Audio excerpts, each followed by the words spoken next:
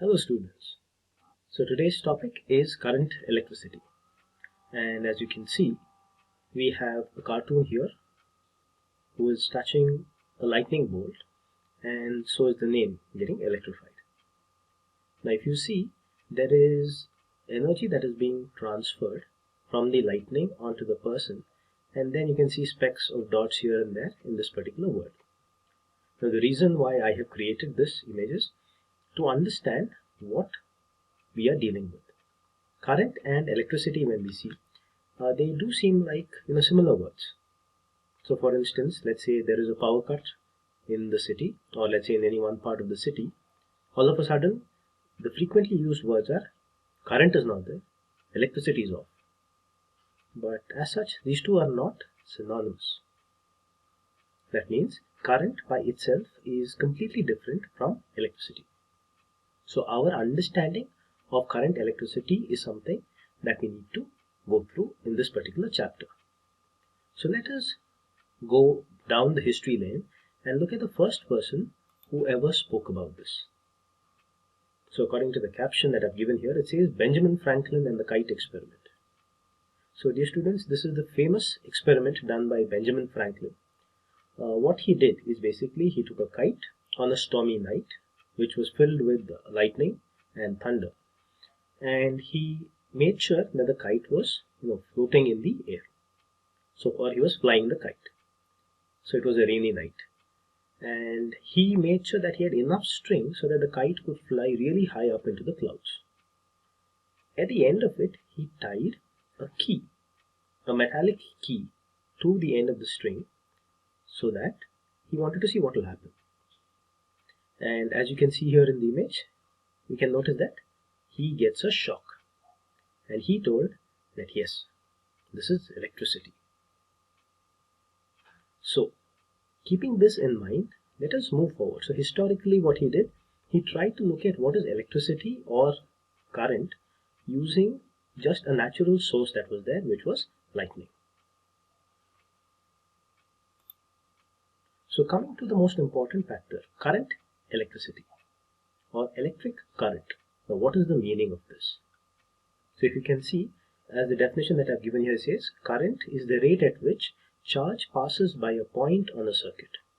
So if a small cross section of the wire could be isolated and the quantity of charge Q passing through this cross section in a certain amount of time t could be measured, then the current would be Q by T ratio. So let us suppose we are trying to understand what current is. Now if you see, we have these many particles that are moving. So we've got one positive end, one negative end, and you can see that there is green and red which are there. But you can see only the green has the arrows. That means we are looking at electrons that are there here. Now at the same time, the red is called as the atom. So the atom is not moving because it is more massive, whereas if you look at the electrons are moving because they are less massive in nature. So our understanding that is there, we can look at it like this. So if I'm looking at this cross section that is this, what we have done is we've cut this cylinder in half. So the idea of understanding current is how many number of these charges, so that means electrons are moving, so how many number of electrons are moving across this cross section. So across this cross section, if we count, we can see here roughly, let's say got 1, 2, 3, 4, 5, the closest ones. But if we pack this with, this is only on the surface, so if you look deep inside this rod, we will have Avogadro number of particles that are there. So we can try and figure out what is the number of charges that are there that are passing through this. Now it is called as cross section in a certain amount of time. Now if you see, this cross section is kept perpendicular to this motion, so it makes it easier to count. For instance, let us say if we take a stream of students who are coming out of a classroom, and if let's say I want to count how many people are coming out. So this is, let's say, the teacher who is here who wants to figure out how many students are coming out. Now if you see here, we can actually make out that okay fine, there are multiple number of heads that are there. If you want to count only the heads, it becomes very difficult. Now the only thing that this teacher can do is Let us say that they are coming out of a given door frame. So this is the classroom. So what can happen is, this teacher can come and stand here and observe. So when they are looking perpendicular, they can actually count the number of people who are passing by. And that is what current is. So mathematically, if we have to write it, we can write it in the following format. I is equal to Q by T. Now, this is, let's say, the simplest form that is there. But in general, if we have to see, then we can look at it like this. I of T. Why? Because we are trying to measure the current in a given amount of time. This I can write it as dq by dt. Now this is the differential form that is there, which we arrive from this expression. I of t is equal to limit delta t tends to 0 dq, or we can take it as, since we are taking delta here, we will take it as delta q by delta t. So this is the mathematical concept of limits through which we get this differential equation, and we finally arrive at a simple equation that we have seen. Now if you look at this, current is nothing but q by t, that is charge per time. And if you look at the units, let us see, I can be written as coulomb per second, or is written as ampere. So the symbol is given as A. Now this is one of the few symbols that we use a capital letter because this is the name of a scientist. Let us get back to the formula. I is equal to Q by T. Now what is the total charge? As we have seen in this diagram, we can count the number of electrons that are passing. So the total charge that is passing across this cross section, we can take it to be n times E, where E is the charge of the electron, which is 1.6 into 10 power minus 19 coulomb. N is just a number that is there. So like this we can calculate current. Now this is the most simplest formula that is there for current, either Q by T or NE by T. So if you look at electric current in conductors, here you can see there's something called as conventional flow, there's something called as electron flow. Now our understanding should go back to the history that we have seen with Benjamin Franklin. So what did Benjamin Franklin tell? He felt a shock. That means he felt a charge. And fundamentally, a charge always moves from the positive end and terminates at the negative end. Now this was a belief system or an understanding that was there before they could separate out positive charges and negative charges. So until that point of time, a charge is a charge. So it has to start at the positive end and come out. Now positive and negative would mean we would have electrons and protons. So this distinction between electrons and protons came out much later. And with the use of electrolysis in chemistry, it was confirmed that there are electrons that are moving from the negative end, which we call as the anode, and it passes through the conductor that we have here and reaches the positive end. So this forms an electrochemical cell basically. So the electron flow is the one that we have to look at. But if you look at the expression for current, I is equal to Q by T. So it is charge per time or charge per unit time. So hence we still follow the idea of conventional current starting from the positive end and reaching the negative end. Now you have to understand one thing. If electron is flowing, current is present. And if electron does not move, so I'll just put this as move and let's say rest. So we have rest and motion again here. Electron is at rest, there is no current. So what is the understanding that we have? That only on movement of electrons do we have current that is formed. That is why we also write the expression I is equal to N times E by T. So we can go on and try and understand exactly what is the meaning of movement of electron. Now for instance, if you take a metal, let's say you take a spoon spoon is a metal. When you touch it, you do not feel any electric current, or you do not feel a shock. It's a metal, right? Let's say you touch the gate. Gates are metallic in nature, even though they are painted. Nothing happens. You touch a live wire, and then this is what happens. But, this is not the only thing. Person might not survive also. So if you look at it, we've got something different here. So we've got a spoon, a gate, a live wire. Now these two are metals in which electron is at rest, whereas a live wire is one in which electron is in motion. Now how does this motion come about? So let us go back to our diagram that is there. So here if you see, I have basically marked positive and negative. So when I'm looking at positive and negative, I basically have an electric field. And if I have an electric field, there is a force that is applied. And this force is causing the movement of electrons. Now this is the most important thing to understand here. In the absence of an electric field, so if I don't have an electric field, that means no current. Why? Because no movement of electron. So it is as simple as this. Only if an electric field is present, as per our present understanding, there is going to be a flow of electrons, and therefore we are going to feel the current that is there. But in case there is no electric field, then there is no motion of electron, so therefore no current. So this is the difference between motion and rest. So how does it come to stop, or how does the motion come to rest? We can remove the electric field. So the moment we remove the electric field, there is no gradient across which these electrons can move. Therefore, they would come to rest and they would cease conducting. Now, the most important thing when we talk about current electricity is the concept of resistance. Now, if you look at the concept of resistance, we'll just take a small example.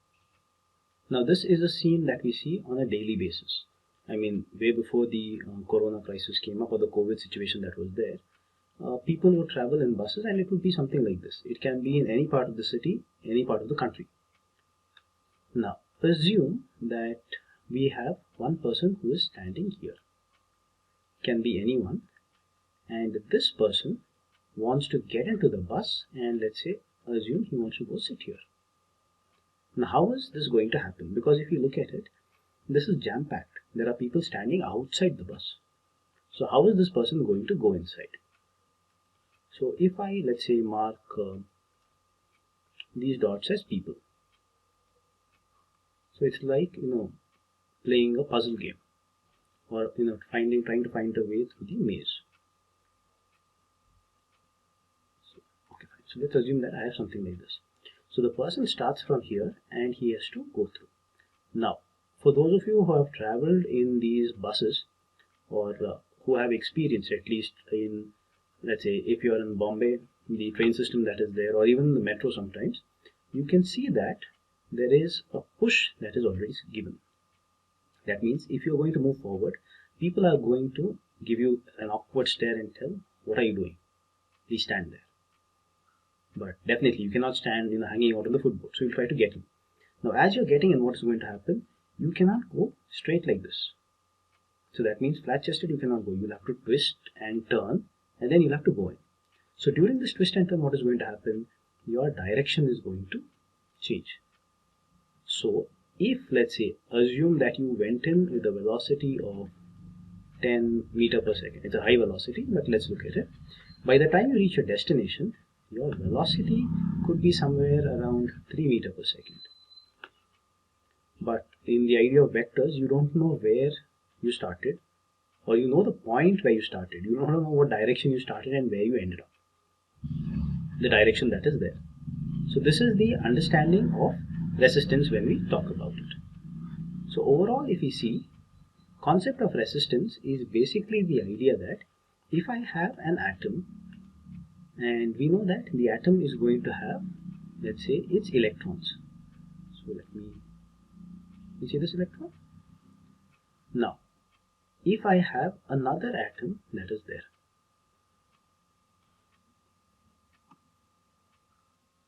and assume that this is its electron.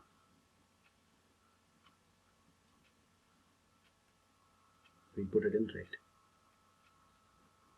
Okay, so this is the electron that is there.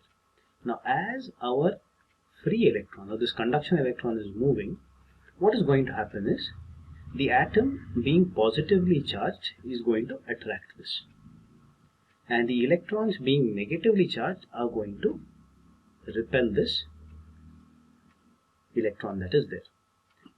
The signs don't get confused. What I've drawn here is for the plus it is getting attracted, so it can be either pulled towards the green or the blue, whereas the electron is repelled by these. So what is happening? These atoms don't want the electron to move forward. So that is where the concept of resistance develops, and there is going to be friction. Now friction is not in the normal sense. Now here, since the electron is in motion, we are looking at very minute or small particles. Since the electron is in motion, it is going to strike all of these, and there is going to be friction. The energy that is going to be liberated is in the form of heat. So this is what resistance is all about. So if you move forward, let's say once we understand what resistance is, I hope that this part of it is clear. So resistance is nothing but the obstruction that is offered to the movement of electrons in a conductor when an electric field is applied. Now that is very important, because only in the presence of an electric field do our electrons start moving. If there is no field, then they are at rest. That means it's high resistance. So let us have a look at what this resistance gave rise to. Now if you see, I have a picture of George Simon Ohm, who gave the famous Ohm's law. So if you look at the potential difference that is applied, it was proportional to the current that was flowing across this circuit. Now this proportionality constant that was there was given as R. So V equals IR is the relation that we have for current, or between current and potential difference. Now the potential difference arises because there is an electric field, and because there is an electric field, there is a resistance that is offered to the motion of electrons, or to the motion of current that is there. So now let us go ahead and look at what is the relation that we have between these. So for this I have a pyramid here. So I've got VIR. So that means I can calculate the voltage or the potential difference when I multiply current into the resistance, or I is equal to V by R, or R equals V by I. So these three are interchangeable. Now if you look at the expression, we know what is the, or let's say, unit for V. Potential difference is expressed in terms of volt, again behind the name of a scientist. Current is expressed in terms of A, that is ampere. So if I look at resistance, resistance is equal to V by I. So that is volt per ampere, which we use the symbol ohm. So this omega, symbol called as a Greek letter omega, is written as ohm or pronounced as ohm. So we don't call this as omega here, but resistance is always expressed in terms of ohms.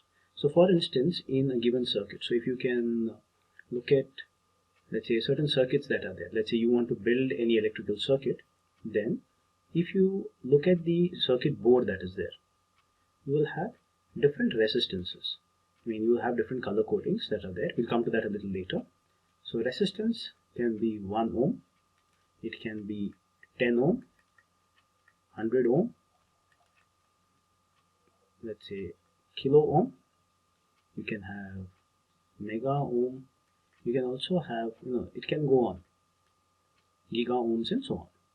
I mean, so resistance that is there, depending on what we want the circuit to do, we can go ahead and define the resistance that we need.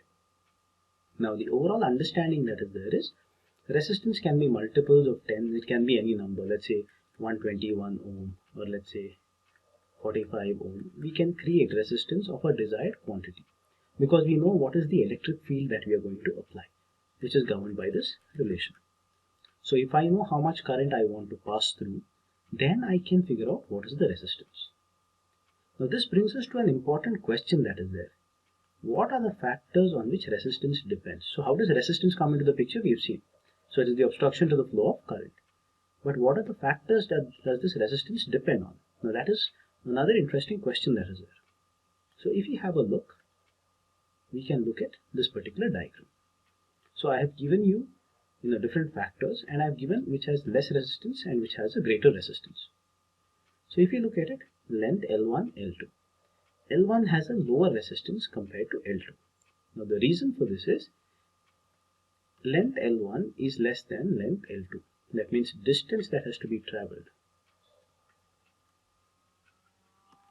is more in L1.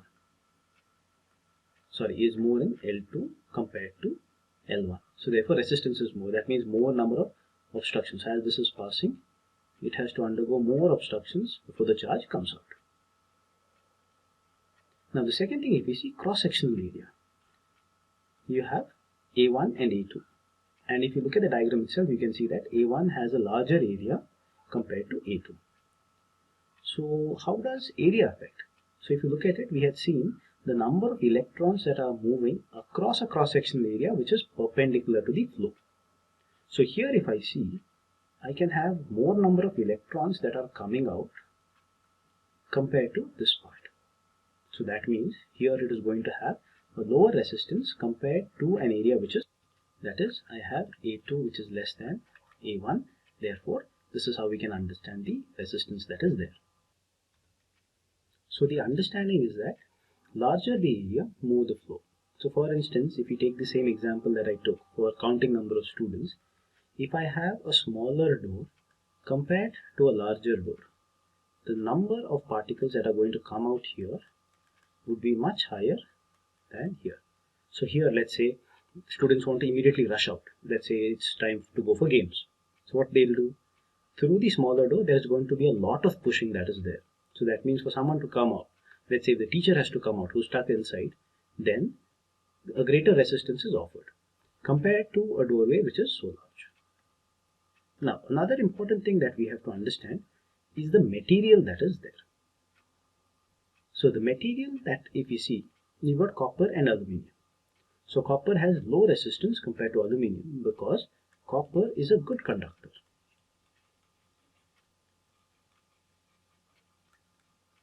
Or let's say in terms of aluminium, if you see, copper has more number of electrons which can flow.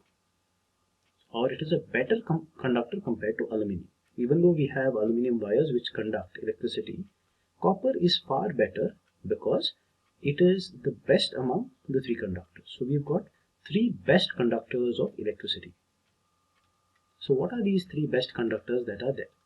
Now, the first one is gold, or the symbol is AU. The second one is silver, or the symbol is AG. And the third one is copper, or the symbol is CU. Now, these three are the best conductors that we have for electricity. But at the same time, if you look at aluminium, it comes somewhere down the rank. So it is not at the top rank, but somewhere down. It can fairly conduct, but it has a higher resistance compared to copper. Now, if we have a look in terms of temperature, so lower temperature, low resistance, higher temperature, greater resistance. Now, why is that?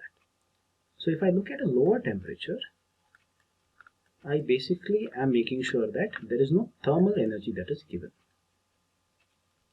Now, thermal energy is one form of energy that can be given to an electron to eject it out. So for instance, just let us have a look at this. So let us look at how temperature affects. So here I have a sample of an atom lattice that is there. So you can see lattice points. So here what I've done is I've taken atoms which are shown in purple color, and you've got red dots which signify free electrons.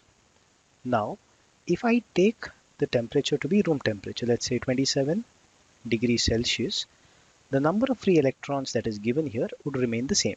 There is going to be no change in that. But let us say I increase the temperature. So as the temperature increases, it is noticed that the number of free electrons that are there, they keep on increasing. This is basic thermionic emission. So that means if more number of electrons are there, obviously as they're trying to move, there will be more number of collisions, thereby heat will be generated, or rather because of collisions there is more resistance that is there. Now similarly, on the other hand, what is going to happen if I reduce the temperature or decrease the temperature? Now whatever electrons that are there would remain in space, but they wouldn't be able to move. So there is no movement. So if there is no movement, then it is clearly stating that there is no current and therefore there is no resistance that is being built up. So from this we can clearly look at a couple of things. The first one, the resistance is directly proportional to the length that is there, and the resistance is directly proportional to 1 by area, or we can call this as inversely proportional. So we will combine these two. So I will get R is proportional to L by A. Now we need to remove this proportionality. So for that we will introduce a constant called as rho, which we will call it as the constant of proportionality, or in other words, this is called as resistivity. So we can simply write R is equal to rho times L by A. So we can notice that using this diagram that we have got length in meters, area of cross section in square meter, rho is resistivity in ohm meters, and R is resistance. So when we look at this, it is clearly stated that we have got R equals rho times L by A. So you can see that as L increases, resistance increases. As resistivity increases, resistance increases. And as area increases, the resistance will decrease. So if we have a look, we need to find out what is the unit for resistance, or here in this case for resistivity. So let us do the following. So I've got R is equal to rho times L by A. On rearranging, I get rho is equal to R times A by L. Now resistance is measured in ohms, area is meter square, length is in meters. So therefore the units of resistivity will be nothing but ohm meter. So if we substitute this in equation 1 here, I get R in terms of ohms. Now since we have obtained this value of R, we can look at Ohm's law. Now Ohm's law would have a renewed and a different let's say expression right now. So I've got V is equal to IR, which is Ohm's law, and R I have found it to be rho L by A. So that means the potential difference will be I times resistivity into length by the area. Now we know that since there is a potential difference that is there and an electric field is applied, there is motion, correct? So we have got the magnitude of this electric field as well as direction. So keeping that in mind, we can try and express Ohm's law in vector form. So how are we going to do this? Now first we will take the expression V is equal to I by A into rho L. So I've made a small change where I've written I by A. Now I by A can be taken as current density. The reason why we are assigning this term here and the symbol J is we will be able to write current in the vector form. So I have got current per unit area, which is nothing but the current density J. So on application of an electric field E, we can see how the current density is related to the electric field. Now we also know that if we have an electric field that is applied over a length L, then the potential difference can be written as E times L. So on substituting, let's say I by A and V in the expression for Ohm's law, so we will rewrite it. I've got V is equal to I by A times rho into L. Now V I have found it to be nothing but EL, and I by A I'm writing it as J. So I'm putting the vector symbols here. On substituting, I will get it in the following format. So I will have E times L is equal to J times rho into L. Now L can be cancelled since it's a similar term on both sides. I will get E is equal to rho times J, where I can take E as the electric field, rho is the resistivity here, and J is the current density. So now we can express the following in a slightly different way. That is, I can take current density is equal to 1 by rho times the electric field that is there. And 1 by rho is written as sigma, which implies that sigma is called as conductivity. That is, the inverse of resistivity is conductivity. Now, if I have to write that here, I will get J is equal to sigma times E, or E is equal to rho J, J is equal to rho sigma E. So let us right now write all the expressions that we have for Ohm's law. Beginning with V is equal to IR, then we got V is equal to I by A rho into L, then we got it in terms of E, that is the vector form, E is equal to J times rho, and finally we got J as sigma times E. So we've got the similar vector equations in terms of resistivity as well as in terms of conductivity of this particular material that is there. So it depends on the nature of the material. We can talk about how much current or what will be the resistance that is there. Now let us look at the units for, let's say, the current density. J is equal to I by A. So I is measured in terms of ampere, area is meter square, so the unit is ampere per meter square. Similarly, resistivity had a unit of ohm meter. So conductivity will have, it's a reciprocal, right? So it is going to be per ohm per meter.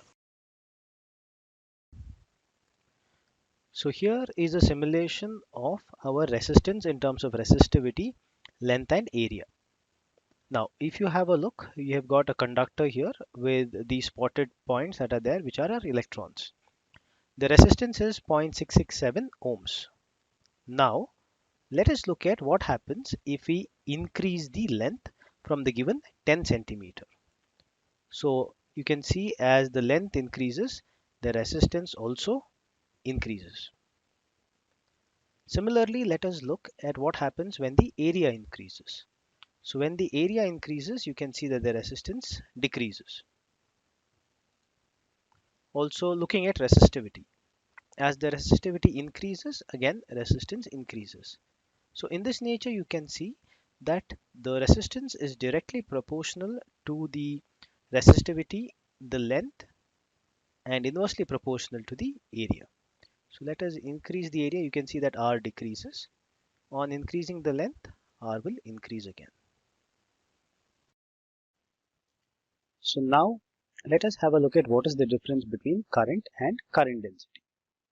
So if we see, the first major difference that is there is current is a scalar quantity, whereas current density is a vector quantity. The current that is there describes the flow of charge through extended objects, like a metallic wire. Whereas current density describes the flow of charge and its direction at a given point. Because it is a vector quantity, it has both magnitude and direction. A current will have the same value at all points in the circuit. So if you take a small simple circuit having a bulb and a battery with one resistance in it, it is going to give you the same value no matter where you try and measure it. But current density, since we have seen that electrons are going to hit each other, there's going to be resistance, there's a lot of collisions, their direction changes. So it has different values at different points in the circuit. Current is a macroscopic quantity. We are looking at it from the perspective of a circuit. But current density is a microscopic quantity. So it is something that is present at the microscopic level. Now, one important thing to note is the magnitude of current density in the battery is less than that in wires. This is always the case. The current density in a battery is less than that you find in wires that are there. Now, the next important concept that we have to look at is drift of current or drift of electrons that are there which produce current and the origin of resistivity. Now, if you're going to talk about drift of electrons, what is the understanding that we have to see is, if we have an electric field that is there, that is, let's say I am giving it in a particular direction, then the electrons will start drifting. It is like telling, in case we have a river that is flowing. So let's have a look at this. Okay, so we will use a river. Now, as this river is flowing, you can see that I have already marked a path that is there. If I have something that is situated, let's say we put a small piece of wood, what is going to happen? It is going to go, strike here, then change the direction, strike here, change the direction, strike. So it is just going to move randomly like this until it finally reaches one end and it goes out. So also when we are talking about drift of an electron, this is what we are looking. That is a random path that is taken by this electron as it is going in the electric field to finally reach the other end. Now, this is very important because in the presence of an electric field, the electrons are going to drift. So as these are drifting, the first thing to keep in mind is these electrons are free electrons. That is, these are not bound. So these electrons have already left their parent atom and now they are traveling. So what is happening in the process? They are going to collide with other atoms, change its direction, and then move forward along the gradient of the electric field that is there. So to understand drift, here I have a small sample of an atom. We've got 25 atoms that are there in this lattice that is there. And you can see that I do have a few electrons that are floating here and there. On my extreme left, I have put positive charges, and on the extreme right, there are negative charges. So these basically signify the electric field or the potential difference in between the two ends of the battery that we have, or two ends of the circuit. Here below you can have a look at drift velocity, average speed, and all the other quantities. What I want you to concentrate on is not the values that are given at the bottom, but rather the, let's say, path or the trajectory that these electrons are going to go through. So here, let us now begin the simulation. Now you can see that these electrons are actually moving. So you can see one of the electron which is tracing a path. Now, what I will do is I will right now increase the number of electrons that are there. So let's say I'll put in 50 electrons. So you can see before I do that, the path that one of the electron has taken, and it is moving out. Since this is a simulation, we cannot show the exact collision that is happening. So we've got more number of electrons here. So you can see how they are moving. So this is drift. So you can see that each of them are randomly moving in different directions. They are not moving in the same direction. So here you can see that they are moving against each other. Here they're moving towards each other at this end also. Now let us see what happens if we make the electric field more, let's say, negative. So you can see how fast it is moving. That is along the negative side it is moving. You can see that these arrow marks that are there, these are showing towards the negative end. And you can see how the electrons are moving away from it. Let us now switch the electric field to, let's say, we'll make it plus 10. Automatically you can see the direction changes for the motion of electrons. Now let us look at what happens if we change the temperature. So if I take a low temperature, and if I've taken a positive gradient, this is how the electrons are going to move, compared to if I take a high temperature where it is going to go much faster. So you can see the vibration of the atoms are also shown here. So this is the concept of drift velocity that is there. So this is the drift of an electron. Now we go ahead and calculate what is the velocity. There are certain expressions that we are going to use, and finally arrive at the drift velocity of these electrons that are there. So let us now, since we have seen the animation, now let us begin with how we are going to arrive at the expression for drift velocity. Now we know that if I take a cell, I've got a positive and a negative that is there. So let us start with that idea. So I've taken a positive terminal and I take a negative terminal. Now there is going to be these electrons that are there. So along this potential difference, it is going to move. Now an electron is always going to feel the electric field that is there. And depending on how much is the electric field, it will in turn, try and govern the velocity with which it is trying to move. So for this, what we do is we go ahead and define few terms, where the first term is Vd, which we call it as the drift velocity, which will be nothing but distance traveled by the time taken, L by T. Now let us look at the concept of a couple of things. The first one is tau, which is called as relaxation time. Now this is the time that is taken between two successive collisions. That is, when an electron undergoes multiple collisions, between two successive collisions we give the relaxation time.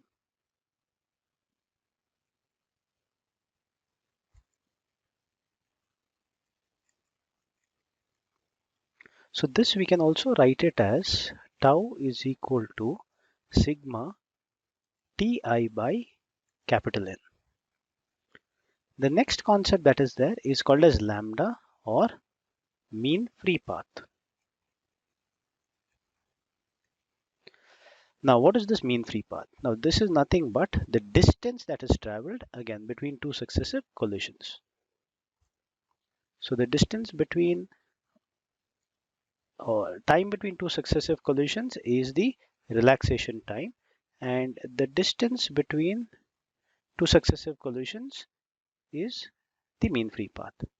Now mean free path also can be expressed in a similar way. So we can write, so this can be written as lambda is equal to sigma Li by N. Tau was similar, we had tau is equal to Ti by N. Now we can look at the acceleration that is given for this electron. So the acceleration of the electron will be nothing but from the second law of motion, F by m, or F in this case is minus E times the electric field that is there. So E by m gives us the acceleration.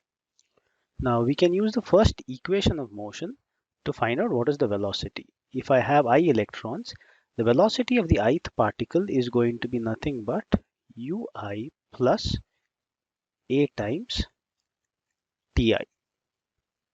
Now this I can take velocity of the ith particle. Now, since we are taking velocity of the ith particle, we can define our drift velocity like this. Drift velocity is equal to Vd is equal to sigma times Vi by N. That means we are trying to take an average value that is there. So therefore, our expression, we can now write it as Vd is equal to sigma times Ui by N plus A times sigma Ti by N. We can include our vector symbols here also. Now, sigma Ui by N, we can take it as 0 because immediately after collision, So that is, let's say if I take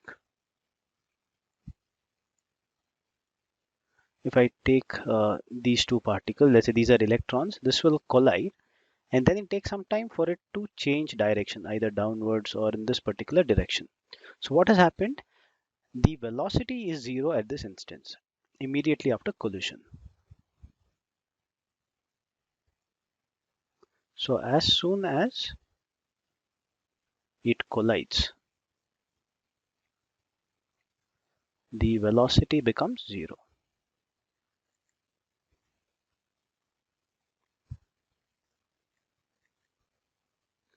And we know this, right? Sigma t by n is nothing but tau, our relaxation time. So we can write the drift velocity Vd right now to be, first term is 0 plus a times, or acceleration we found it to be nothing but minus e by m. So that would imply drift velocity is equal to minus e tau by m. So let us now derive the expression for drift speed or drift velocity in terms of current and current density. So for this we will take a metallic wire of length L, which we call as a conductor, of uniform cross-sectional, and we will apply a potential difference of V across its ends. So potential difference has been applied. Now we will take Vd as the drift velocity. It can be taken as drift speed or drift velocity, either of the things. If you're taking speed, you're not bothering about the direction. If you're talking about velocity, that at every instant you will have to map its direction that is there. Let us look at the volume that is there.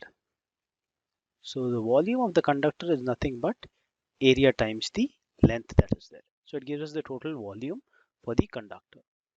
And this will also help us identify N, which is defined as the density of electrons or the number density of electrons.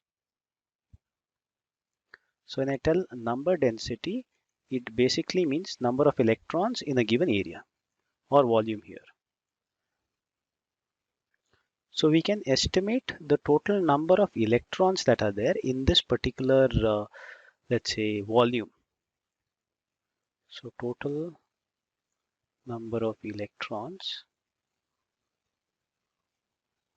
in volume V can be taken as N times A into L.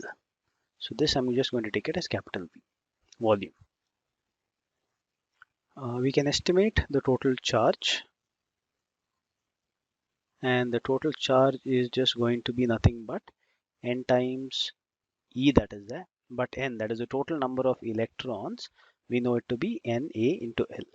So I'll take this as NaL times the charge of the electron as the total charge that is there, which is equal to Q. Now if T is the time taken for the electrons to drift with a velocity Vd across a given length L of the conductor, then Vd can be written as L by T, or I can have T is equal to 1 by T, Vd by L. Now why I'm doing this, I'll explain in the next step. Now the idea is you have to calculate current, and current is charge per unit time. Now we have already seen Q is equal to NaL into E. So I'll just write it NE A into L, and 1 by T we just found it to be nothing but Vd by L. So for this I took it as 1 by T. Now let us substitute here. I will get current as NeAL by Vd. It is 1 by T, right? So it has to be Vd by L. So here what happens, L will get cancelled and I will have NeA Vd. So my final expression for current, I will be equal to NeA Vd, which is in terms of drift velocity. Now if you take current density, Now what is current density is taken as J vector, which is current per unit area. So we will divide this NEAVD by A. So J, which is a vector, is going to be equal to NEVD. So this is the relation between drift velocity and drift velocity and current density. Now, since we know what is the value of Vd, we found out Vd to be equal to minus EE by M times. So we can substitute this in the expression for current. We can leave out the negative sign. The negative sign basically says that the velocity of the electron is against the direction of the field that is applied. So this negative sign we can leave out when we apply it here. So I, we found it to be equal to NEAVD, or we can write this as NE square E by M times tau, where tau is the relaxation time.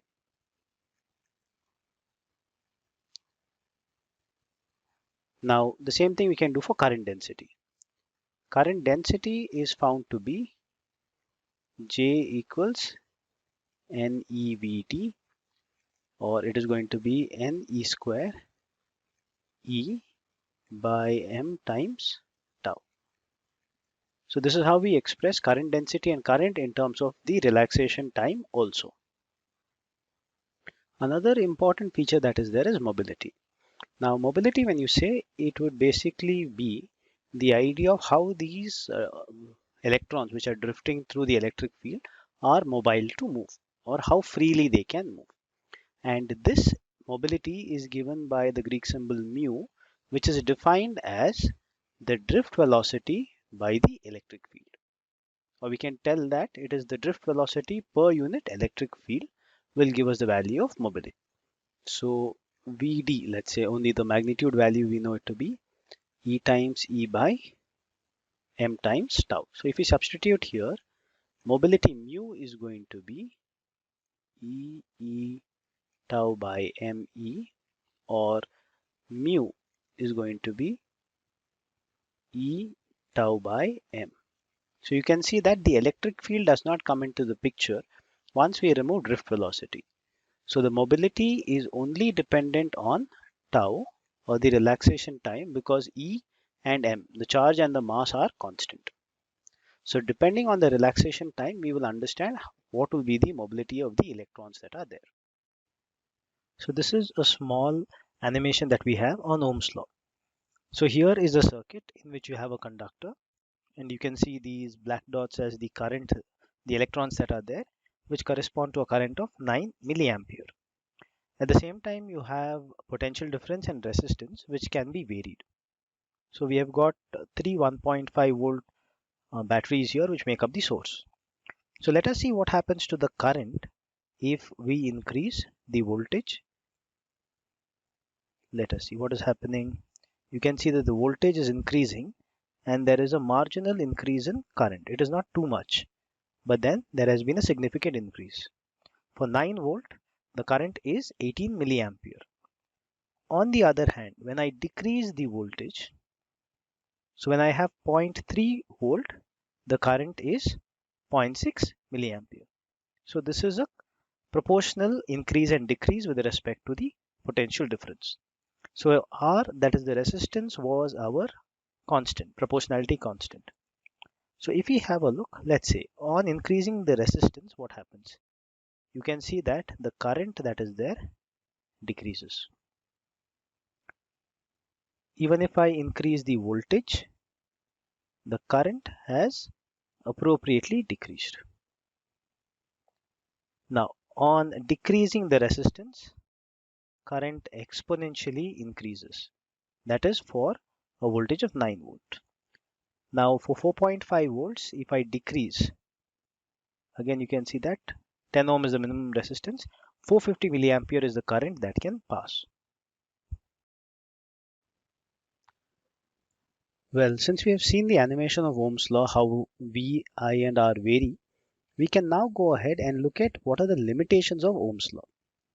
Now why do we say that Ohm's law has a limitation? Now here if you see, we do have a graph of voltage versus current. And you can see that there are two lines here. One is this red, the pink solid line, and this pink dotted line.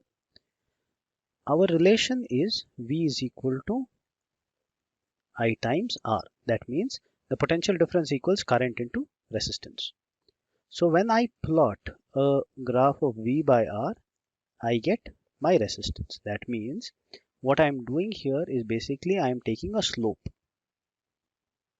That is, for two values of V and two values of I will actually go ahead and find. So this is going to be delta V, delta I. So R graphically is going to be nothing but delta V by delta I that is there. But we do see that as the current increases, the voltage here is not following the same pattern as that of the dotted line, which is the actual Ohm's law that we know. So what are the limitations of the Ohm's law that are there? So let's have a look at this particular graph for a diode. Now this is a graph of current versus voltage. But one thing to note is on the y-axis, I've got two different units of current. Positive y-axis is in terms of milliampere, whereas the negative y-axis is in terms of microampere. So in this, since we have two different units, the potential difference remains the same.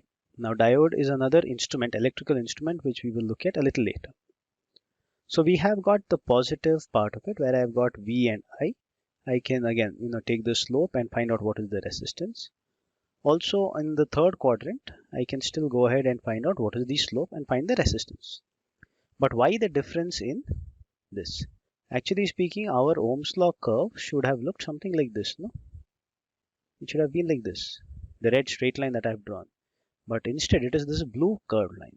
That means not all materials follow Ohm's law, or not all substances exhibit Ohm's law. There is a difference in the way they are going to be looking at resistance when a potential difference and a current is flowing.